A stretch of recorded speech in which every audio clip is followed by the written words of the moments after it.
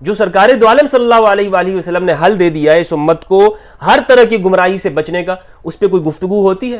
اس میں ڈنڈیاں نہ مارے، اس میں تو یہ معنی ہے رسول اللہ نے علی کو مولا فرمایا تو اس میں مولا کا 50 معنی ہیں، وہ ہمیں بتا ہی نہیں گئے۔ اس پہ تو یا تو ہمیں کہا گیا کہ خاموش ہو جاؤ، یا ہمیں قتل کیا گیا، مارا گیا، پوری دنیا کے اندر بدنامی کی گئی، مسلمانوں کے اندر تفریق پھیلائی گئی۔ الحمدللہ رب العالمین والصلاة والسلام علی سید الانبیاء والمرسلین وآلہ الطیبین الطاہرین ومن والاه ولعنۃ اللہ علی اعدائہم اجمعین۔ بسم اللہ الرحمن الرحیم۔ السلام علیکم ورحمۃ اللہ وبرکاتہ۔ ناظرین کرام، امید کرتا ہوں آپ لوگ خیریت سے ہوں گے، اللہ عز و جل آپ کو اپنے حفظ و امان میں رکھے۔ میں جب حدیث الثقلین پہ گفتگو کرتا ہوں، اور آپ کو معلوم ہے کہ ہماری جو دعوت ہے وہ بھی یہی ہے کہ فرقواریت سے پاک ہر قسم کے تعصب، خواہ وہ مذہبی ہو یا قومی ہو یا لسانی ہو، اس سے پاک دین کی دعوت کو عام کیا جائے، اور اس میں حدیث الثقلین ہماری دعوت کا بنیادی مرکز ہے۔ قرآن اور اہل البیت رسول اللہ صلی اللہ علیہ وآلہ وسلم کی عطرت۔ تو جب میں یہ حدیث بیان کرتا ہوں تو مجھ سے کئی دوست احباب نے یہ بات کہی ہے، جو انہوں نے اپنا خدشہ ظاہر کیے، اپنا شبہ اور اشکال، وہ میں آج آپ کے سامنے رکھتا ہوں اور اس کا جواب دینا چاہتا ہوں۔ عام طور پر چونکہ لوگ یہ بات سنتے نہیں ہیں، حدیث الثقلین کا تذکرہ نہیں ہوتا، نہ ہمارے خطبات میں، نہ وعظ میں، نہ نصیحتوں کے اندر اس کا بیان نہیں ہوتا، تو لہٰذا یہ حدیث متروک ہے، مہجور ہے۔ جس طرح قرآن مجید مہجور ہے، چھوڑ دیا گیا ہے، اسی طرح اس حدیث کا بیان بھی اجتماعی طور پر اس کو بیان نہیں کیا جاتا۔ لہٰذا جب اس حدیث کو بیان کیا جائے اور اس سے اہل البیت علیہم السلام کی اتباع اور ان کی فضیلت کا بیان ہو، تو لوگوں کے لیے یہ اس طرح ہوتی ہے گویا کہ یہ شیعہ کی روایت ہے، شیعہ کی حدیث ہے۔ تو اسی لیے میرے دوست احباب کے ذہن میں، ان کے ذہن میں یہ شبہ پیدا ہوا کہ مفتی صاحب، سوال یہ ہے کہ آپ جب حدیث الثقلین کو بیان کرتے ہیں تو اس سے تو شیعہ کو فائدہ ہوگا، اس سے تو شیعہ فرقے کو فائدہ ہو رہا ہے۔ تو ان کا جواب میں دینا چاہتا ہوں، جو یہ شبہ ان کے ذہن میں پیدا ہوا ہے۔ میں اسے شیطان کا وسوسہ ہی کہوں گا، کیونکہ رسول اللہ صلی اللہ علیہ وآلہ وسلم نے جو فرما دیا ہے اس کے مقابل میں اگر انسان کے ذہن میں کوئی بات آتی ہے تو یہ شیطانی وسوسے کے علاوہ اور کوئی چیز نہیں ہے۔ اس کا جواب پہلے تو یہ ہے کہ میرے بھائیو، یہ جو روایت میں بیان کرتا ہوں یہ کوئی شیعہ مصادر سے میں نے اس کو کبھی بیان نہیں کیا کہ جناب شیعہ کی کتابوں کے اندر یہ ہے، شیعہ کی حدیث میں یہ ہے، ان کے مصادر میں یہ چیزیں نہیں، کبھی بھی میں نے اس کو ان مصادر سے بیان نہیں کیا۔ یہ ہمارے مصادر کے اندر، ہمارے اہل سنت والجماعت کے مصادر میں یہ روایات موجود ہیں، اور وہ مصادر یعنی کوئی کمزور درجے کے نہیں ہیں، صحیح، جسے یہ کہا گیا کہ کتاب اللہ کے بعد اگر اتھینٹک ہیں تو یہ صحاح ستہ، اور ہر جگہ پر آپ ہمارے اہل سنت علماء سے صحاح ستہ یہ نام سنتے ہوں گے، تو انہی مصادر سے میں نے اس روایت کو، اس حدیث کو بیان کیا ہے۔ تو یہ سوال تو تب پیدا ہوتا کہ جی ان کو فائدہ ہو رہا ہے جب میں یہ بات کرتا کہ ان کی کتابوں میں یہ لکھا ہوا ہے، ان کتابوں کو پڑھو، اس مسلک کی کتاب کو یہ دیکھو، اس میں یہ بات لکھی ہوئی ہے۔ میں تو یہ آپ سے کہہ رہا ہوں کہ ہمارے مصادر کے اندر جو کہ اتھینٹک ہیں اور جس پر ہمارے لوگوں کا اتفاق ہے، اسی کی طرف دعوت ہے کہ جناب ان کو پڑھ کے دیکھ لیں۔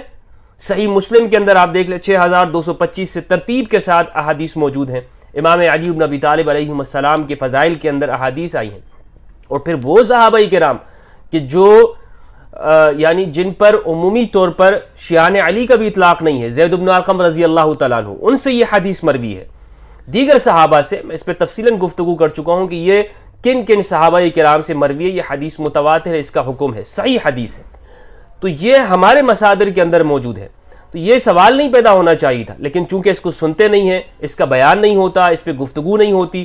ہمارے ہاں ایک حدیث مرسل طرح کی روایت ہے، موطا امام مالک کے اندر امام مالک نے اسے روایت کی ہے، بلغنی، کہ مجھے یہ بات پہنچی ہے کہ میں تم میں دو چیزیں چھوڑ کے جا رہا ہوں، اللہ کی کتاب اور میری سنت، اسے مضبوطی سے تھام کے رکھو گے تو تم کبھی گمراہ نہیں ہوگے۔ اس روایت کو ہم ہر جمعے کے اندر سنتے ہیں، اپنی مساجد میں سنتے ہیں، علماء سے وعظ و نصیحت کے اندر، ارشاد کے اندر، اور پیر حضرات بھی اس کو بیان کرتے ہیں، لیکن جو حدیث متواتر درجے کی ہے، صحیح ہے، مشہور ہے، کثیر صحابہ نے اس کو روایت کی، حدیث الثقلین، اس کا کوئی نام و نشان نہیں ہے، کوئی بیان نہیں ہے۔ اگر آپ حدیث میں تم میں دو چیزیں چھوڑ کے جا رہا ہوں، کتاب اللہ اور میری سنت، اس کو اگر آپ کسی عالم سے پوچھیں گے، فتویٰ طلب کریں گے کہ جناب اس کا کیا حکم ہے، کسی محدث سے آپ پوچھیں تو آپ سے کہیں گے کہ جناب یہ متواتر ہے، حالانکہ ایسا کچھ نہیں ہے۔ نہ بخاری نے روایت کیا، نہ مسلم نے، نہ نسائی نے، نہ ترمذی نے، نہ ابن ماجہ نے، نہ ابو داؤد نے، کسی نے اس کو روایت نہیں کیا۔ موطا میں یہ بلغنی کے ساتھ موجود ہے، اور پھر مستدرک کے اندر اس کی سند ملتی ہے، لیکن پہلا جو مصدر ہے اس کے اندر اس کی سند موجود نہیں ہے۔ لیکن وہ روایت جو کہ حدیث الثقلین ہے، تمام کتابوں کے اندر موجود ہے، ہماری صحاح کے اندر موجود ہے، اس کا ہم بیان نہیں سنتے ہیں۔ تو پھر اس کا نتیجہ یہی نکلنا ہے کہ ذہن میں یہ بات پیدا ہو کہ جناب یہ تو آپ شیعوں والی روایت بیان کر رہے ہیں۔ دوسری بات یہ ہے کہ اگر میں نے اس کو اہل سنت مصادر سے بیان بھی کیا اور آپ یہ کہہ رہے ہیں کہ اس سے شیعوں کو فائدہ ہوگا، تو کس طرح سے شیعوں کو فائدہ ہوگا؟ اگر میں نے کبھی یہ دعوت دی ہو کہ جناب آپ اس شیعہ مسلک کی طرف دعوت دی ہو کہ آپ کسی ایک سے کہا ہو آپ شیعہ مسلک اختیار کر لیں، کبھی کوئی کہہ سکتا ہے کہ میں نے کسی سے کہا ہو؟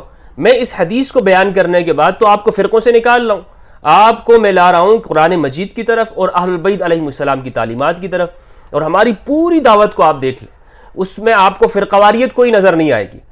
ہمارے نزدیک جتنے بھی مسلمانوں کے فرقے ہیں، کسی کو مشرک تک ہم نہیں کہتے، نہ ہمارا یہ طرز ہے۔ تو اس حدیث کو بیان کر کے ہم مسلمانوں کو ایک پلیٹ فارم کے اوپر لانا چاہتے ہیں کہ جس سے مسلمانوں کی وحدت ہو، کہ آپ ہر فرقہ دوسرے کو کافر کہہ رہے ہیں، دوسرے کے اوپر شرک کے، گستاخی کے، توہین کے الزامات لگ رہے ہیں، یہ کہہ رہے ہیں کہ جناب وہ صحابہ کی گستاخ ہیں، وہ کہہ رہے ہیں کہ یہ رسول کے گستاخ ہیں۔ ان سب اختلافات کا جو خاتمہ ہے وہ ہمیں نظر آیا کہ وہ حدیث ثقلین کے اندر ہے، اور اس الفاظ موجود ہیں کہ رسول اللہ صلی اللہ علیہ وآلہ وسلم نے فرمایا کہ میں تم میں دو چیزیں چھوڑ کے جا رہا ہوں، جب تک تم انہیں مضبوطی سے تھام کے رکھو گے کبھی گمراہ نہیں ہوگے۔ وہ گمراہی کیا ہے؟ آج اجتماعی طور پر جو امت مسلمہ فرقواریت کا شکار ہے، زوال کے اندر ہے، یہی تو گمراہی ہے۔ اس گمراہی سے نکلنے کا حل وہ رسول اللہ صلی اللہ علیہ وآلہ وسلم نے اس امت کو دے دیا کہ الثقلین، ان کو مضبوطی سے جب تک تم تھام کے رکھو گے کبھی گمراہ نہیں ہوگے۔ آج حل پیش کیے جاتے امت کی ترقی کے حل، امت کو زوال سے نکالنے کے حل، جی فرقہ واریت اس طرح ختم ہوگی، یوں ختم ہوگی، یوں آ جاؤ۔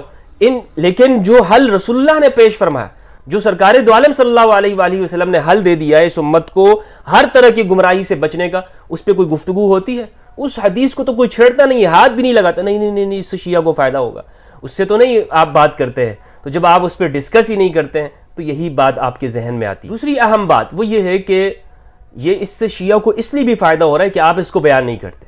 جب آپ اس کو بیان کریں گے، اور اگر آپ چاہتے ہیں کہ نوجوان جو آج تیزی کے ساتھ وہ تشیع کی طرف جا رہے ہیں، اہل بیت علیہم السلام کے فضائل اور ان کے حقوق کو قبول کر رہے ہیں، اور ان فرقہ پرست مولویوں کی باتوں سے ان کو اطمینان نہیں ہو رہا، اور آپ چاہتے ہیں کہ آپ کو نوجوان وہ سنیت سے نہ نکلے، تو اچھی بات ہے۔ اگر آپ ان کے لیے فکر مند ہیں تو سب سے پہلے آپ کو یہ کرنا ہوگا کہ آپ واپس اس حدیث ثقلین کو قبول کر لیں، اس میں ڈنڈیاں نہ مارے۔ اس میں تو یہ معنی ہے رسول اللہ نے علی کو مولا فرمایا، تو اس میں مولا کا 50 معنی ہے، مولا کا یہ معنی ہوتا ہے، دوست ہوتا ہے، یار ہوتا ہے، جگری دوست ہوتا ہے، اور ان کو صرف آئی لو یو کہے۔ تو یہ اس طرح کی باتیں نہ کریں، ڈنڈی نہ مارے اس کے اندر۔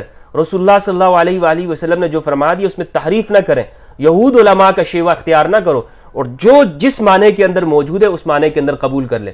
اب چاہے اس سے آپ کے عقائد متزلزل ہوں یا نہ ہوں، آپ نے قبول اسی طرح کرنا۔ اگر نہیں کرتے پھر وہی بات ہے کہ نوجوان جب اس چیز کو سنے گا تو وہ لازمی بات ہے حق کی طرف آئے گا۔ آپ تو کسی کو روک نہیں سکتے کہ وہ حق کی طرف نہ آئے۔ پھر آج کے زمانے کے اندر جو کہ انٹرنیٹ کا زمانہ ہے، آپ دیکھیں کہ معلومات عام ہو رہی ہیں۔ پہلے لوگوں کی زبانوں کو بند کیا جاتا تھا، مارا جاتا تھا۔ اموی زمانے کے اندر تو ایسا وقت بھی گزرا ہے کہ اگر کسی کو نام علی ہوتا اس کو قتل کر دیا جاتا۔ ایک محدث تھے، ان کا نام علی، وہ کہتے تھے، ان کے باپ کہتے تھے اس کا نام علی نہیں ہے، علی ابن رباح۔ آپ ان کے حالات زندگی سیر اعلام النبلاء میں پڑھ لیں کہ ان کو علی نہیں علی کہتے تھے۔ کیوں کہتے تھے؟ اس لیے کہ وہ لکھتے ہیں کہ علی نام رکھنے والے کو اموی زمانے کے اندر قتل کر دیا جاتا تھا۔ پھر یہ الزامات لگتے تھے کہ جو بھی نظر آتا کہ وہ اہل بیت کے پاس بیٹھا ہو یا اہل بیت علیہم السلام کے حقوق کی بات کرتا ہو، ان سے محبت کے، اور وہ شیعہ بھی نہ ہو، سنی ہو۔ اور سنیت کی کیا نشانی؟ کہ وہ شیخین یعنی حضرت ابوبکر و حضرت عمر ان پہ ترضی کرتا ہو، ان کو رضی اللہ عنہ کہتا ہو، امہات المومنین کی بے توقیری نہ کرتا ہو، ان کا احترام کرتا ہو، صحابہ کرام، عشرہ مبشرہ، اصحاب بدر و احد، ان کا نام احترام سے لیتا ہو، لیکن پھر بھی وہ لوگ ان کے اوپر رفض کی تہمت لگاتے تھے۔ کس وجہ سے؟ جناب یہ اہل البیت کی بات کرتا ہے۔ اس میں آپ امام شافعی رحمہ اللہ کو دیکھ لیں کہ امام شافعی پر یہی حکم لگایا گیا، امام نسائی کو شہید کیا گیا، امام حاکم مستدرک جنہوں نے لکھی ہے، اور مستدرک کے اندر صرف امام علی کے فضائل نہیں ہیں، صحابہ کرام کے فضائل ہیں، لیکن ان کے ساتھ کیا ہوا، ان کا حشر بھی معلوم ہے، کتابوں کے اندر لکھا ہوا ہے. تو یہ الزامات لگتے رہے ہیں. لیکن جیسے جیسے معلومات آگے جا رہی ہیں اور زمانہ لوگوں کے ہاتھوں کے اندر علم آ رہا ہے اور وہ علم کو سیکھ رہے ہیں، ان تک اب حقائق کو چھپایا نہیں جا سکتا. تو وہ اس چیز کی طرف آ رہے ہیں کہ بھائی یہ تو ہم سے بہت بڑی حقیقت چھپائی گئی، ہمیں تو انہوں نے لگا دیا چھوٹی چھوٹی باتوں کے اندر، لیکن بڑے جو اصل دین کے اہم ارکان ہیں یا دین کے حقوق ہیں وہ ہمیں بتا ہی نہیں گئے. اس پہ تو یا تو ہمیں کہا گیا کہ خاموش ہو جاؤ، یا ہمیں قتل کیا گیا، مارا گیا، پوری دنیا کے اندر بدنامی کی گئی، مسلمانوں کے اندر تفریق پھیلائی گئی. اور تو نوجوان اس چیز سے، اس آزادی کے زمانے کے اندر وہ اس بات کو قبول کر لیتا ہے. اور پھر وہ آپ دیکھتے ہیں کہ وہ جب یہ دیکھتا ہے نوجوان کہ اہل البیت کا ذکر احادیث میں ہمیں ملتا ہے، سنی مصادر میں ملتا ہے، لیکن علماء اسے بیان نہیں کرتے، تو پھر وہ اس پہ سوال اس کے ذہن میں پیدا ہوتے ہیں کہ کون اس کو بیان کر رہا ہے، کون الثقلین کو بیان کرتا ہے. تو ہمیں نظر نہیں آتا کہ شیعہ کے سوا کوئی اور اس کو بیان کرتا ہو. تو لہٰذا پھر وہ شیعہ علماء کو سننے لگتے ہیں، ان کے پاس جاتے ہیں، ان کی مجالس میں جاتے ہیں. وہ دیکھتے ہیں کہ یہ لوگ، ان کے سامنے جب امام حسین کا نام آتا ہے، اہل البیت کے 12 اماموں کا نام آتا ہے، ان کی مظلومیت کا ذکر کیا جاتا ہے، تو ان کی آنکھوں سے آنسو آ جاتے ہیں. جب سید النساء العالمین فاطمۃ الزہراء علیہ السلام ان کا ذکر آتا ہے تو یہ لوگ رونے لگتے ہیں. اور ان کا اہل البیت سے جو تعلق وہ لوگ دیکھتے ہیں تو پھر ان کے ذہن میں یہ سوالات اس طور پر یقین میں آ جاتے ہیں کہ جناب اہل البیت سے یہ لوگ محبت کرتے ہیں. تو پھر وہ شیعہ ہو جاتے ہیں اور آپ لوگ کہتے ہیں کہ یہ رافضی ہو گیا ہے. اگر آپ اپنے نوجوان کو بچانا چاہتے ہیں کہ وہ آپ کے پاس رہے، آپ کا مسلک اختیار رکھے، اور ہم نے کبھی نہیں کہا کہ آپ اس مسلک کو چھوڑ دیں، آپ دیوبندیت کو چھوڑ دیں، اس کو خیرآباد کہہ دیں، بریلویت کو چھوڑ دیں یا فلاں مسلک کو قبول نہ کریں. نہیں، آپ شیعہ رہنا چاہتے ہیں سو بسم اللہ، دیوبندی رہنا چاہتے ہیں اچھی بات ہے، بریلوی رہنا چاہتے ہیں، کوئی بھی مسلک کے اندر آپ رہیں، کسی کی بھی پیروی آپ کریں، لیکن اہل البیت کے حقوق کو تسلیم کر لیں. تسلیم کر لیں کہ رسول اللہ صلی اللہ علیہ وآلہ وسلم نے امت کے لیے قرآن اور اہل البیت کو چھوڑا ہے. یہ کوئی شیعہ کی بات نہیں ہے. میں آج آپ سے دل سے یہ بات کہہ رہا ہوں کہ میں نے اس چیز کے اوپر جو یعنی حقائق کے ساتھ گفتگو کی، اور میں نے اس چیز کو پایا کہ ہم نے اہل البیت علیہ السلام کے ساتھ حق ادا نہیں کیا، نا انصافی ہم نے کی ہے، ان کے حقوق نہیں دے رہے ہیں. ہم محبت کی بات کرتے ہیں لیکن وہ محبت ہمیں اس طور پہ نظر نہیں آتی. اگر ہم یعنی امام حسین علیہ السلام پہ سوالات کر دیے جاتے ہیں، امام علی علیہ السلام کے فیصلوں پہ سوالات ہوتے ہیں، یہ اتباع کا نام ہے، یہ محبت اسے کہتے ہیں.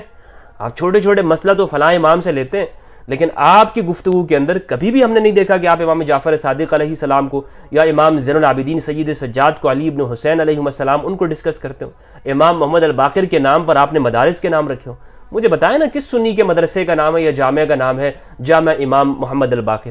کوئی ایک سنی مدرسہ مجھے بتا دیں، بتائیں کسی ایک سنی مدرسے کا نام بتائیں جس کے یعنی نام جامعۃ الجعفر صادق ہو علیہ السلام. کسی ایک سنی مدرسے کا نام بتائیں جس کے مدرسے کا نام امام حسن عسکری علیہ السلام کے نام پر ہو. پھر آپ مسجد کا نام بتا دیں، چلے مسجد کا نام بتا دیں کہ مسجد باقر علیہ السلام. آپ نہیں رکھتے ہیں، جبکہ کراچی کے اندر ایک تنظیم نے جناب کہ ہم 500 مسجدیں بنائیں گے، اموی حکمرانوں کے نام پہ انہوں نے اعلان کیا. تو یہ آپ کا فرق ہے کہ آپ کہتے کچھ ہیں اور کرتے کچھ ہیں. جب آپ نہیں بتائیں گے تو نوجوان آپ کا جائے گا، آپ کے ہاتھ سے نکلے گا. اس کو اگر آپ روکنا چاہتے ہیں تو اس کا حل یہی ہے. اور میں چاہتا ہوں کہ آپ اگر آپ مخلص ہیں، کہ اپنے نوجوان کو روکنا چاہتے ہیں تو حدیث ثقلین کو بیان کریں، ورنہ مشکل ہے آپ سے. اس انٹرنیٹ کے زمانے میں علم لوگوں کے پاس جا رہا ہے، حدیث ثقلین کا بیان جا رہا ہے، وہ نہیں رکیں گے، کیونکہ ہر ایک کو یہ سمجھتا ہے کہ میں نے کلمہ پڑھا ہے رسول اللہ صلی اللہ علیہ وآلہ وسلم کا. مولویوں کا کلمہ نہیں پڑھا ہے، بابوں کا کلمہ نہیں پڑھا، کسی امام بخاری یا فلاں کا کلمہ نہیں پڑھا ہوا ہے، رسول اللہ صلی اللہ علیہ وآلہ وسلم کا کلمہ پڑھا ہے نا. تو ہم نے اس پہ عمل کرنا ہے اور آخرت میں اللہ سبحانہ و تعالیٰ کو جواب دینا ہے کہ ہم نے جو رسول اللہ صلی اللہ علیہ وآلہ وسلم نے فرمایا 2 چیزیں چھوڑ کے جا رہا ہوں، اس پہ عمل کیا یا نہیں کیا، ہم نے دین کہاں سے لیا، ہم نے کس طور پر اس چیز کو سمجھا ہے. تو یہ وہ بات ہے جو میں چاہ رہا تھا کہ وسوسہ، میں اس کو وسوسہ اسی لیے کہتا ہوں کہ اہل البیت علیہ السلام کے بارے میں اگر کسی ذہن میں سوال پیدا ہوتا ہے نا، تو ایک تو وہ ہے کہ نادانی کی بنیاد پر ہو کہ جناب سمجھنا چاہتا ہوں، دوسرا یہ ہے کہ ہمارے دلوں میں اور ذہن میں یہ بات بٹھائی گئی ہے.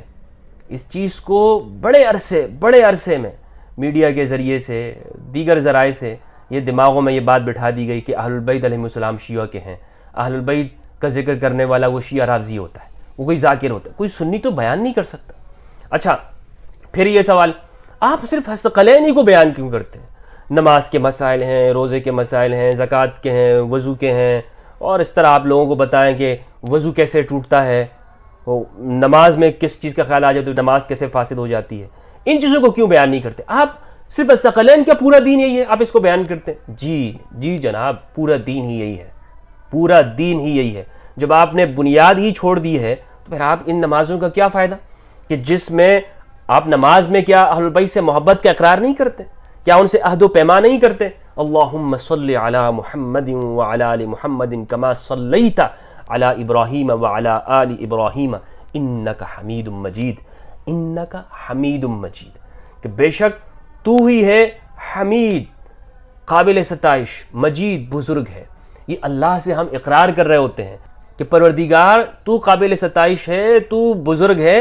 अहलुल बैत भी वो हस्तियां हैं कि जिनके साथ हम आज ये अहद इकरार कर रहे हैं कि मोहम्मद और आले मोहम्मद सल्लल्लाहु अलैहि वसल्लम, और जिस तरह इब्राहीम और उनकी आल हैं वो पाक व पाकीज़ा हैं, हम उनके नक्श कदम पे चलेंगे। हमारा अहद है, हमारा करार है कि हम इनसे गद्दारी नहीं करेंगे, बेवफाई नहीं करेंगे। जिस तरह बनी इसराइल के लोगों ने, जिस तरह गुज़श्ता अक़वाम ने अपने नबी को और अंबिया की औलाद को कत्ल किया, हम वो काम नहीं करेंगे। आज तो ये नहीं होता कि अंबिया को कत्ल किया, यानी आज तो नहीं है ना, यानी आज कोई नबी ही नहीं है, लेकिन उनकी औलाद के साथ क्या क्या रवैया है, उनके हुकूक बयान नहीं होते। और इस उम्मत ने उनकी नबियों की औलाद को कत्ल किया, इसमें कोई शक व शुबा है कि इमाम हुसैन अलैहिस्सलाम और उनके खानवादे को शहीद किया गया। फिर वो पूरी आगे तारीख आप देख लें कि अहलुल बैत अलैहिस्सलाम के साथ क्या हुआ।